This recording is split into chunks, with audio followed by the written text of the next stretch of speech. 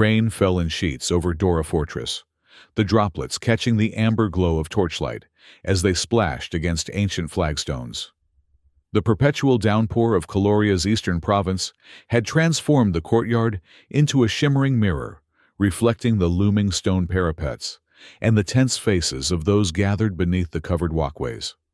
Emmett Dunn, listed as EMTT on his Interstellar Transport Authority credentials, pulled his weatherproof jacket tighter around his shoulders. He hadn't planned to linger in this rain-soaked citadel, but the supply manifest had required a signature from someone with actual authority, not the surly dock workers who'd unloaded his cargo. "Just a quick drink while I wait," he muttered to himself as he ducked into the Fortress Tavern, a cavernous hall where rivulets of water trickled down the walls from some unseen leak in the ceiling. The neural implant at the base of his skull tingled as it translated the alien conversations around him into standard English, mostly complaints about the weather, gossip about noble houses, and speculation on this season's blood grain harvest. Nothing he hadn't heard at a dozen other outposts throughout the sector. Emmett caught the barkeep's eye, or what passed for eyes on a Caldorian, those luminescent orbs with horizontal pupils that reminded him of a goat's, and pointed to an amber liquid being poured for another patron. "The house special," he said, keeping his voice neutral and respectful. 3 years of interstellar deliveries had taught him the value of cultural humility, especially on worlds where tradition trumped reason. The drink arrived in a stone cup etched with symbols his translator didn't bother to interpret. Emmett nodded his thanks and took a careful sip, suppressing a grimace at the bitter metallic taste. The liquid warmed his throat despite its unpleasant flavor, and he felt his rain-chilled muscles begin to relax. The tavern's atmosphere shifted abruptly as a group entered through the main doors. Even without turning, Emmett sensed the deference of the other patrons. Conversation's hushed postures straightened. He glanced over his shoulder and immediately understood why. Lady Era moved with the fluid grace characteristic of Caldorian aristocracy, her blue-tinged skin almost luminescent against the rich purple of her rain cloak. 5 attendants, her personal maids, judging by their matching silver-trimmed garments, followed 2 steps behind their eyes, downcast in the traditional manner. But it was the massive figure at her side that drew Emmett's attention, an 8-foot champion in ornate battle armor hand, resting on the hilt of a curved sword, nearly as long as Emmett was tall. "Durak," someone whispered nearby. "Undefeated for 15 seasons." Emmett turned back to his drink, intent on remaining inconspicuous. His delivery schedule was tight. The last thing he needed was delay caused by inadvertently offending local nobility. He'd wait for the administrator's signature, finish his drink, and be back at the spaceport before the next rain front moved in. Lady Era and her entourage settled at a raised table near the center of the room, the champion Durak taking a position where he could survey the entire tavern. One of the maids, a taller female with striking amber eyes, carefully removed Era's cloak, while another poured her drink from a private decanter they'd brought with them. Emmett's attention was drawn to the subtle differences among the maids. While they all shared the blue-hued skin of their species, their features and bearing varied considerably. The tallest seemed to carry herself with military precision. Another's fingers moved with the dexterity of someone accustomed to delicate technical work. A third bore faint scarring along her neck that suggested she'd survived something most hadn't. The administrator Emmett awaited, finally entered, spotted him and made his way through the crowded tavern with obvious reluctance. "Your cargo manifest, Earth pilot," he said, the translator, rendering his clicking speech into clipped syllables. "The items are acceptable." "Glad to hear it," Emmett replied, accepting the signed datapad. "Your payment cleared this morning. Always a pleasure doing business with—" The administrator had already turned away, his attention drawn to Lady Era's table, along with everyone else's. Emmett followed his gaze and saw the noblewoman grimacing at her drink, which she set down with obvious distaste. "The vintage has soured," she announced, her translated voice ringing with authority. "Bring a fresh decanter." One of her maids, the one with scarred neck, immediately produced a replacement from their supplies. Emmett, relieved that his business was concluded, drained the last of his own drink. Even the fancy stuff goes bad sometimes, he commented to no one in particular, his voice carrying just a bit too far in the suddenly quiet room. The silence that followed was absolute. Lady Era's head turned slowly toward him, her luminescent eyes narrowing to slits. The translator implant buzzed as it struggled to contextually interpret the rapid-fire Kaldorian she directed at him. "Huge question, my taste. You insult, honor of my house." Emmett's stomach dropped. He hadn't meant his comment as anything but casual observation, but the damn translator must have rendered it as direct criticism. Before he could formulate an apology, the champion Durak was moving massive frame cutting through the crowd like a predator through water. "You have dishonored my lady," the champion growled, the translator rendering his threat in perfect clarity. "By the code of Khadora, I demand satisfaction." Emmett raised his hands in a universal gesture of peace. "There's been a misunderstanding. My translator must have... Accept challenge or die where you stand," Durak interrupted, hand now fully grasping his sword hilt. "This is the law." The tavern had emptied of all but the most essential personnel, and those in Lady Era's retinue. Emmett cursed silently. The shipping company's cultural briefing had covered Kaldorian honor codes, but he'd never expected to trigger one with an offhand remark about a drink. "I accept," Emmett said, because the alternative was clearly immediate execution. "But I have no weapon." A murmur ran through the remaining crowd. Lady Era herself rose from her seat, her expression a mixture of surprise and what might have been amusement. "Provide the Earthman with a sword," she commanded. "If he accepts the challenge, he is entitled to proper arms." One of her maids, the one with the precise military bearing, stepped forward with a sheathed blade that seemed to have materialized from nowhere. She extended it toward Emmett with a formal bow, but as he took it, their eyes met briefly. Was that a warning in her gaze, or pity? "To the courtyard," Durak announced. "Let the rain witness." The small procession moved out to the fortress courtyard, where the downpour continued unabated. Word of the challenge had spread. Fortress guards and common workers lined the covered walkways, eager to witness the humans' presumed humiliation and defeat. Emmett unsheathed the sword he'd been given lighter than it looked perfectly balanced. His 5 years in Earth's combined defense forces, before becoming a pilot, included comprehensive close combat training, but that had been with standard-issue combat blades and against human opponents. This curved Kaldorian sword and 8-foot alien warrior presented entirely different challenges. "The Code of Khadora dictates terms," announced an elderly Kaldorian who seemed to serve as some kind of official witness. "Combat continues until yielding incapacitation or death. Interfering with the duel carries penalty of immediate execution." Durak removed his ornate outer armor, revealing a muscled torso crossed with ritual scarring. He drew his massive blade and assumed a fighting stance at one end of the courtyard. Emmett took position at the opposite end, rain immediately soaking through his clothing. He adopted a defensive posture, sword raised weight, balanced on the balls of his feet despite the slick flagstones. "Begin," called the official. Durak charged with surprising speed for his size blade, raised high for a devastating downward strike. Emmett sidestepped at the last possible moment, the champion's sword creating a spray of water as it struck the stone where he'd stood. Before Durak could recover, Emmett delivered a swift cut to the back of the champion's leg, not deep enough to cripple, just enough to sting and test his opponent's reaction. Durak roared in response, spinning with alarming agility and launching into a series of powerful slashes that forced Emmett into a defensive retreat. The human focused on footwork, navigating the wet courtyard while parrying what blows he couldn't avoid entirely. "Stand and fight, coward," Durak snarled, after a particularly aggressive flurry left him striking empty air. "I'm standing," Emmett replied narrowly, avoiding another swing. "And I'm fighting, just not the way you want me to." His CDF training emphasized efficiency over spectacle. Durak clearly expected him to engage in the kind of direct blade-to-blade combat that would showcase the champion's superior strength. Instead, Emmett continued his tactical evasion, watching for patterns in his opponent's technique. 3 minutes into the duel, he spotted it.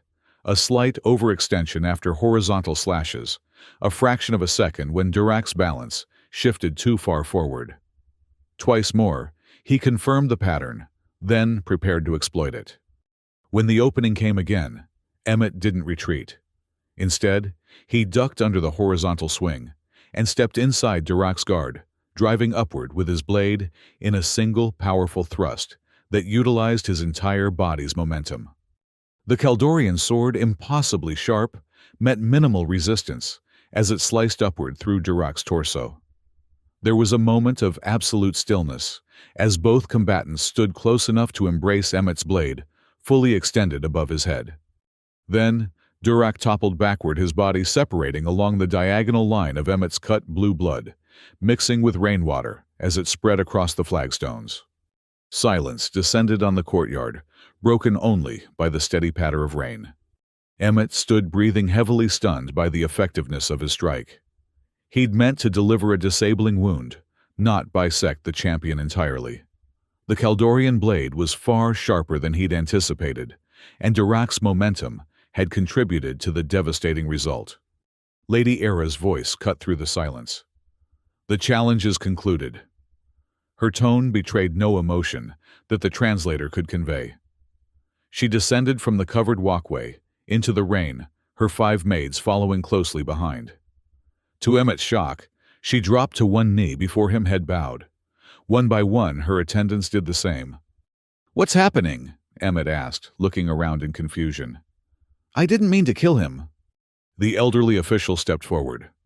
"By the ancient code, the victor claims the defeated's patron and household as concubines. Lady Era and her handmaidens are now bound to you by law." "That's absurd," Emmett protested. "I want no part of this. I'm a delivery pilot, not—" "Refusing the claim after victory is a capital offense," the official continued implacably. "It dishonors both houses and requires immediate execution." Emmett stared at the kneeling forms before him, rain streaming down their faces. Lady Era looked up, her expression unreadable to his human eyes.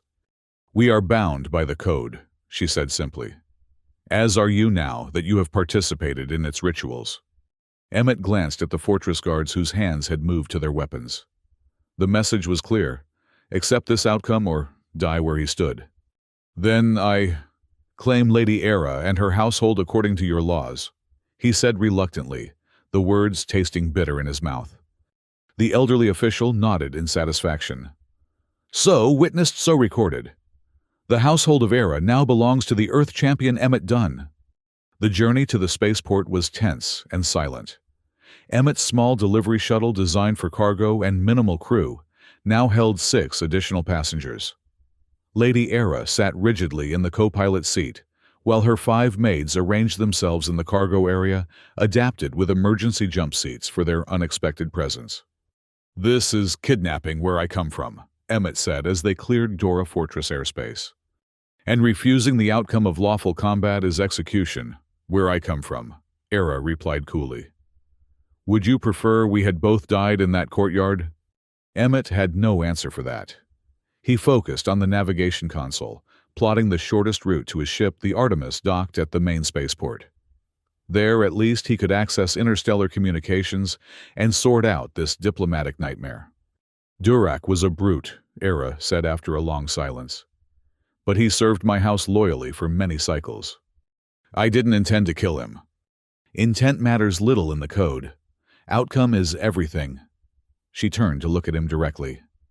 "You fight with unusual skill for a cargo pilot." "Combined Defense Forces. 5 years before I started flying commercial routes," Emmett explained. "Close quarters combat was part of standard training. Your Earth military must be formidable indeed."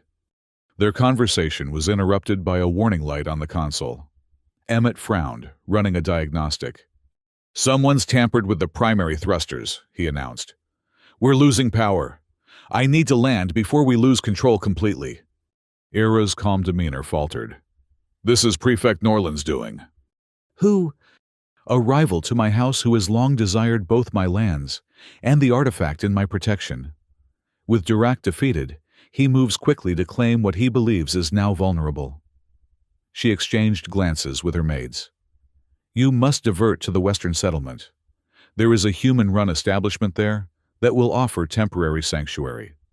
Emmett wanted to demand more explanation, but the deteriorating thruster function required his immediate attention. He altered course toward the coordinates one of the maids, Lena, he'd learned, provided from her position behind Era. They landed roughly at the outskirts of a small trading settlement, the shuttle's undercarriage scraping against rocky terrain as Emmett fought to maintain some control over their descent. We cannot stay here long, Era said, as they disembarked into the relentless Kaldorian rain. Norland will have tracked our diversion. The human-run establishment proved to be a surprisingly Earth-like inn, called the Distant Home. Its architecture, an incongruous blend of Kaldorian stone and terrestrial design.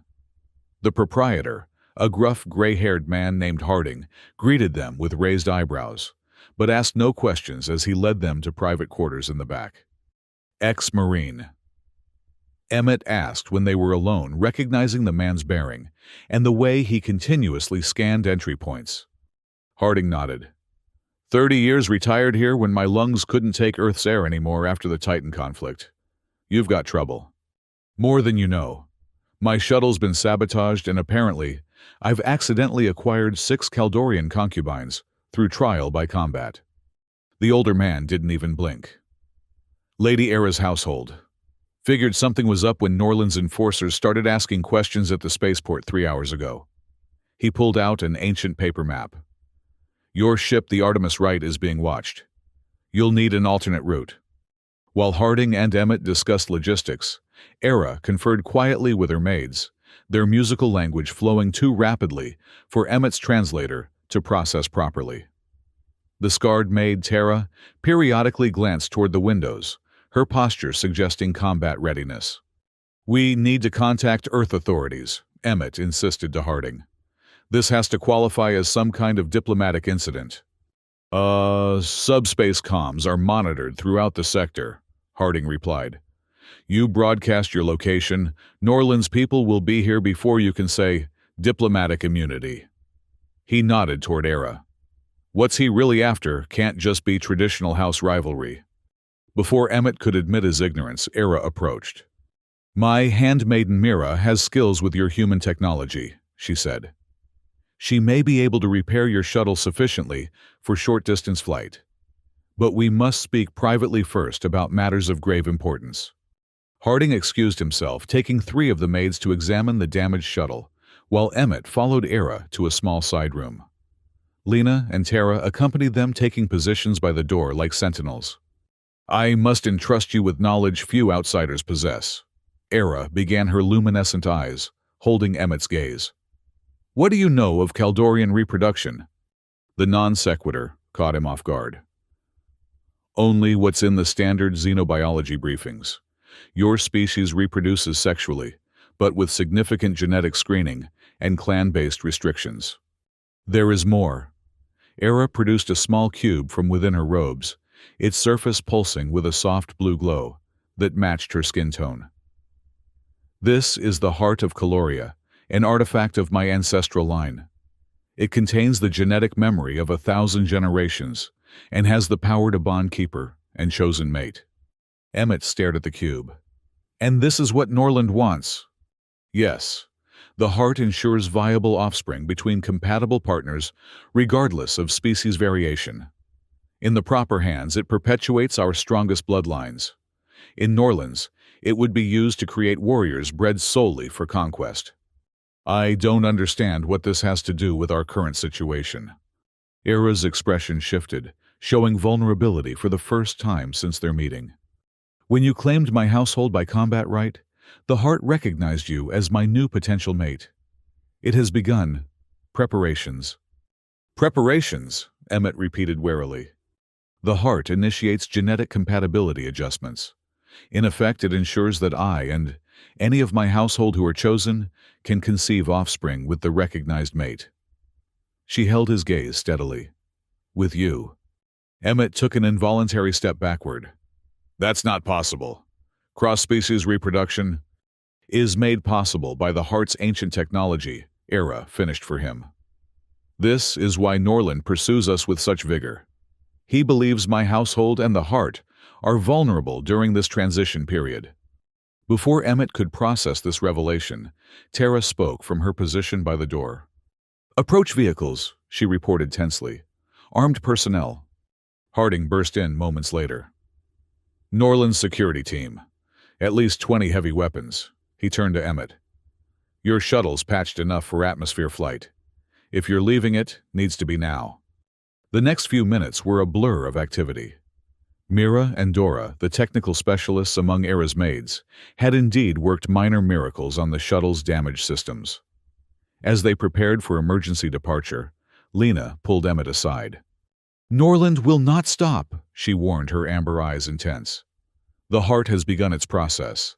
Lady Era is already experiencing the first physiological changes." "I never asked for any of this," Emmett protested. "Neither did we," Lena replied simply.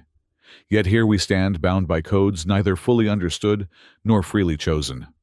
They barely escaped the settlement, Emmett, pushing the damaged shuttle to its limits, as Norland's forces opened fire from the ground. One maid, Ellen the youngest, sustained a minor wound from shrapnel that penetrated the hull, but Tara's battlefield medical training proved sufficient to treat it.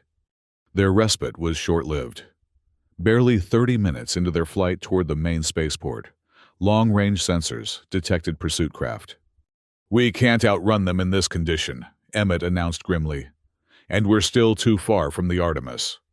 Era, who had been meditating quietly with the heart cube cradled in her hands, looked up with sudden resolve. "There is a place. A smaller outpost with a direct shuttle to the orbital station." She moved to the navigation console, inputting coordinates. "The passage is treacherous, but the pursuing craft are too large to follow." Emmett studied the proposed route, a narrow canyon that would indeed provide cover from their pursuers, but required precision, flying through extremely tight passages. "What's at this outpost?" he asked suspiciously. "A former retreat of my household now abandoned. The emergency shuttle remains in its hangar, programmed for automatic ascent to the orbital platform." They had no better options. Emmett adjusted course and dove toward the canyon entrance, just as their pursuers came within weapons range. The shuttle shuddered as the first energy pulse grazed their port side. The canyon flight was every bit as harrowing as Emmett had feared. The damaged thrusters responded sluggishly to his commands, and twice they came within meters of disaster as the shuttle scraped against the narrow walls. But his piloting skills proved equal to the challenge, and eventually they emerged at a sheltered plateau, where the promised outpost stood, a small, ornate structure built into the rocky hillside. "We have little time," Era said as they disembarked. "Norland will have scouts monitoring all registered launch sites." The promised emergency shuttle was indeed in the hangar, a sleek Caldorian vessel designed for rapid orbital ascent. As Mira and Dora prepared it for launch, Era led Emmett to a chamber deep within the outpost. "I must ask something of great importance," she said, activating a security protocol that sealed the room. "The heart cannot be risked in Norland's hands. If we are captured, you must ensure it reaches Earth authorities." "I'm more concerned with ensuring none of us are captured," Emmett replied. "Nevertheless, we must prepare for all outcomes." She pressed the glowing cube into his hands. "The heart has recognized you. It will respond to your genetic signature now as it does to mine." The moment his skin contacted the artifact, Emmett felt a strange resonance, as if something cold and ancient had assessed him on a cellular level and found him acceptable. The cube's pulsing glow intensified briefly, then settled into a rhythm that somehow felt synchronized with his heartbeat. "What exactly does this thing do?" he asked, unable to tear his gaze from the hypnotic pulsing. "It preserves our genetic heritage and ensures our future," Era explained. "The full extent of its abilities is known only to the Keeper, which is now both of us." She hesitated. "There is something else you should know. When Norland learned of Durak's defeat, he moved immediately to secure what he believes is his right, me and the heart." "Why would he think he has any claim to you?" "Because he and Durak had an arrangement. If anything happened to Durak, Norland would challenge for guardianship of my household. Her expression hardened. He intended this all along to provoke a situation where Dirac would be defeated, allowing him to step in as champion and claim both my house and the heart. Emmett's mind raced connecting pieces of the puzzle. That's why he sabotaged my shuttle. He never intended for us to reach the spaceport. Correct. He wants us grounded and vulnerable, forced to accept his protection against the consequences of Dirac's defeat. Era's eyes flashed with rare emotion. I would rather die than allow him to possess the heart or my household. Before Emmett could respond, alarms sounded throughout the complex. Terra burst into the chamber, weapon drawn. Norland's forces have found us. Dropships approaching from the north. Era locked eyes with Emmett. I will not be taken. Whatever happens, the heart must reach the orbital station. The next hour was chaos. Norland's forces breached the outpost's minimal defenses, with ease, forcing Emmett and the household to retreat toward the emergency shuttle. In the ensuing firefight, Era and two of her maids, Mira and Ellen, were separated from the group. Go, Era commanded through their communication link. Get the heart to safety. We will find another way. Emmett hesitated, the weight of the artifact heavy in his pocket. I'm not leaving you behind. You must, came her firm reply. This is bigger than any of us. The heart cannot fall into Norland's hands. With great reluctance, Emmett boarded the emergency shuttle with Lena, Terra, and Dora. As they initiated launch sequence, the comm system crackled with a new transmission, Prefect Norland himself. You have something that belongs to me, Earthman. The Kaldorian official's translated voice oozed with malice. Lady Era and the artifact. Return them, and you may yet leave our world alive. Era doesn't belong to anyone, Emmett responded, and neither does the heart. The code says otherwise. As the highest-ranking noble present, I claim right of guardianship over Era's household, in the absence of a proper champion. Norland's tone turned smug. Unless you wish to face me in formal challenge. Emmett muted the transmission and turned to the three maids. What happens if I accept his challenge? Lena's expression was grave. If you win, his claim is invalidated. If you lose everything, the Heart Lady Era, all of us, becomes his property by law. And if I refuse the challenge, he will hunt us across the sector, Terra said flatly. And he has the authority to classify us as fugitives throughout Kaldorian space. Emmett unmuted the transmission. I accept your challenge, Prefect Norland, on condition that Lady Era and her captured handmaidens remain unharmed until the outcome is decided. The prefect's laugh was cold. Conditions. You are in no position to dictate terms, Earthman. Nevertheless, those are my terms. Accept them or I launch immediately with the heart, and 3 of Era's household, leaving you with nothing but empty threats. A pause. Very well. Return to the outpost alone.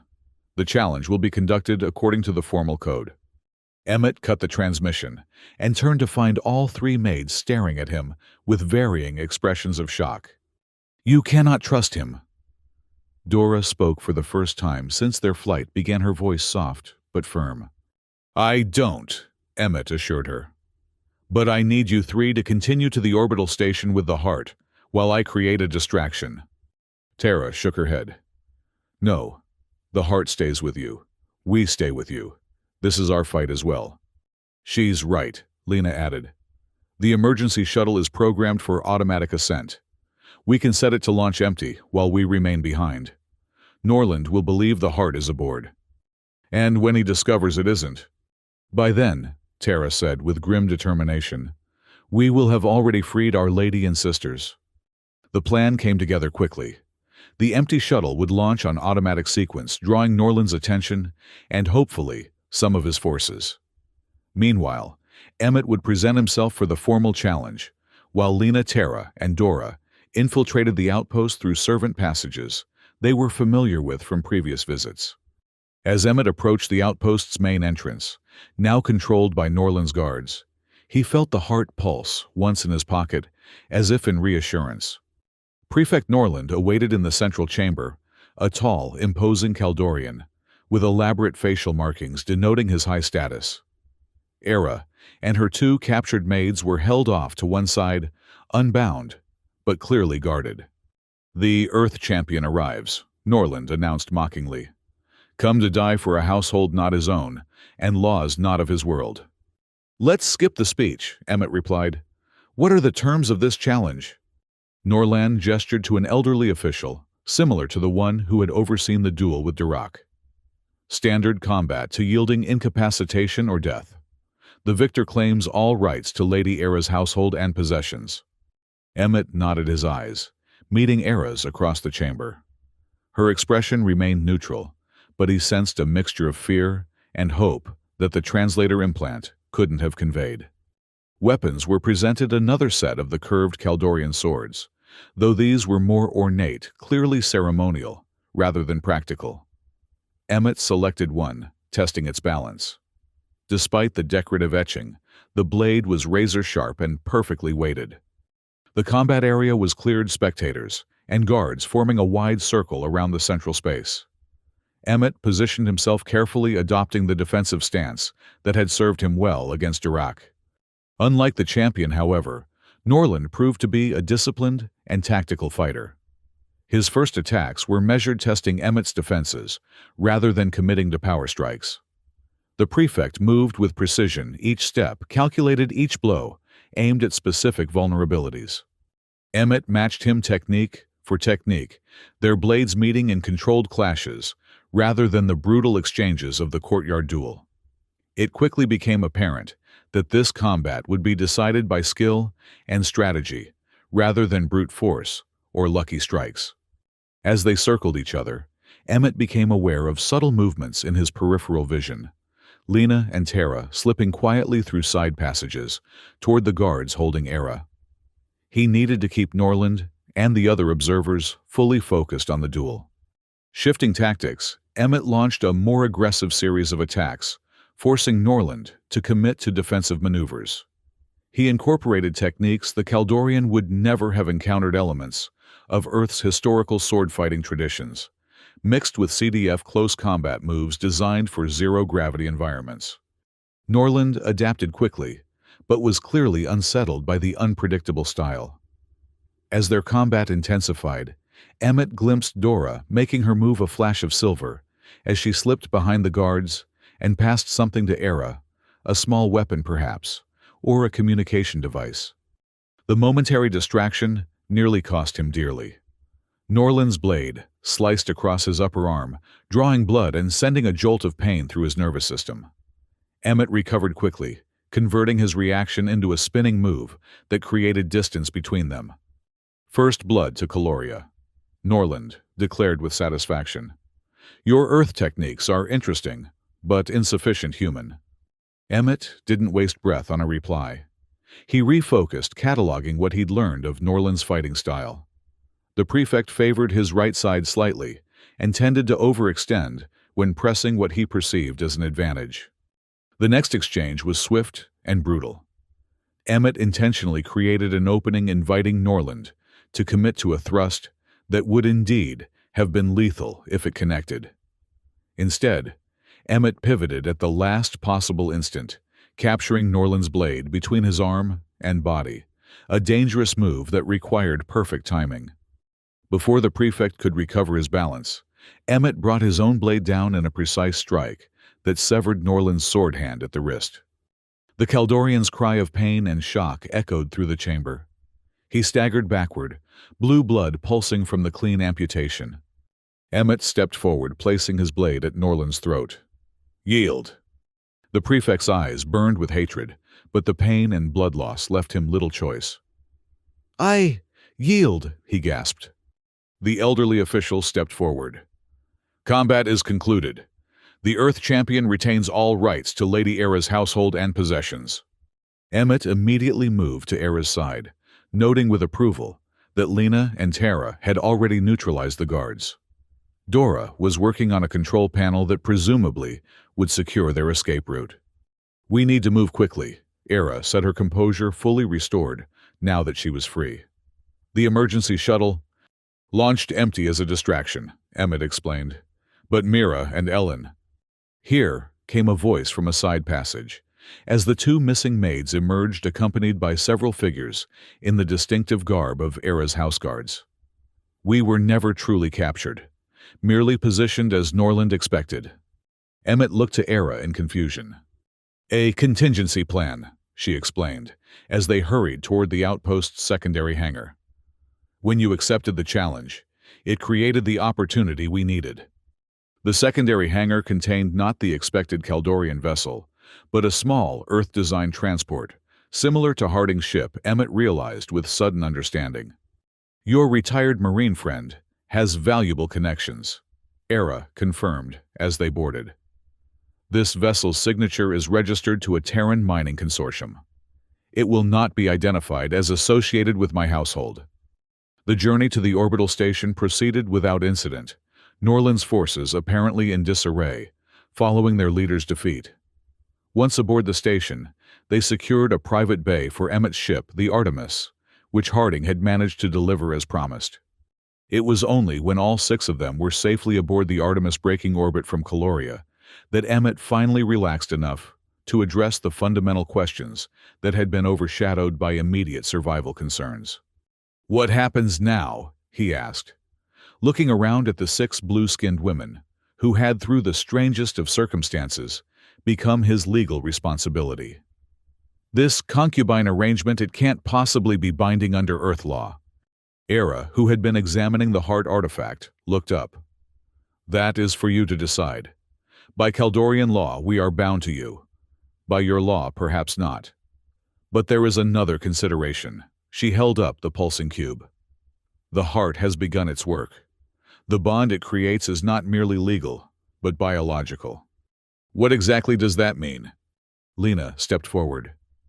It means, Emmett Dunn, that we are connected now in ways that transcend cultural conventions. Each of us can sense your emotions just as you can sense ours, if you allow yourself to perceive it. Emmett was about to dismiss this claim when he realized he had indeed been experiencing unusual awareness of their emotional states. Era's carefully controlled anxiety, Tara's protective vigilance, Dora's quiet curiosity, Mira's intellectual fascination, Ellen's youthful uncertainty, and Lena's steady resolve. The heart does not force connections, Era continued. It merely facilitates them between compatible beings. The fact that it has recognized all 6 of us as compatible with you is unprecedented, but not impossible.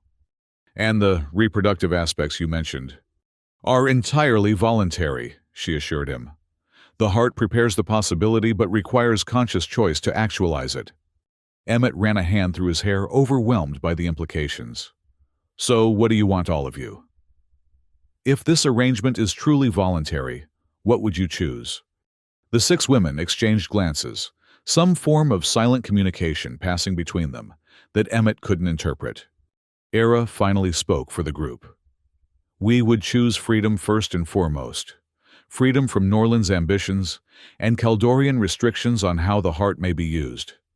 Beyond that, she hesitated.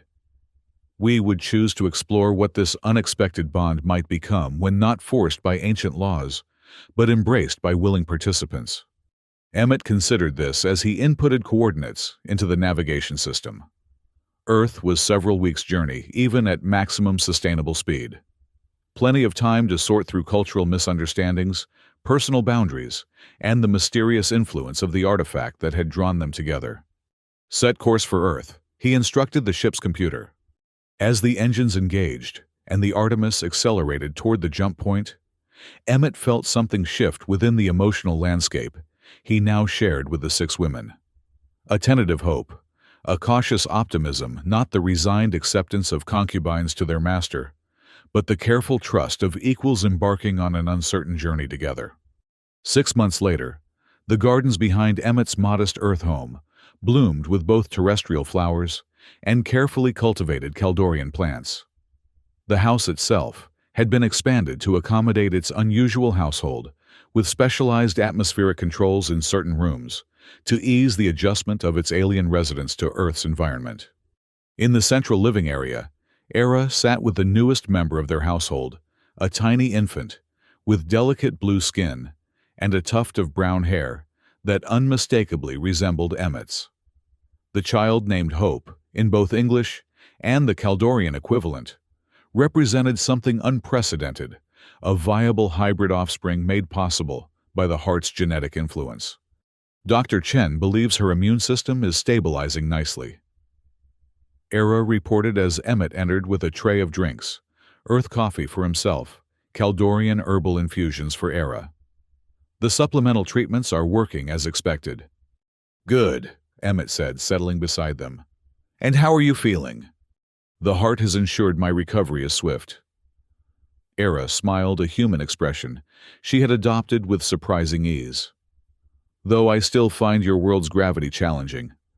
Around the house, the other members of what had once been Era's household had found their own places in this strange new arrangement. Lena had secured a position with a xenotechnology research team, her unique perspective on Caldorian and human technical interfaces proving invaluable. Tara had begun training with Earth's Diplomatic Security Corps, her combat skills and knowledge of potential threats making her a natural choice for protective details.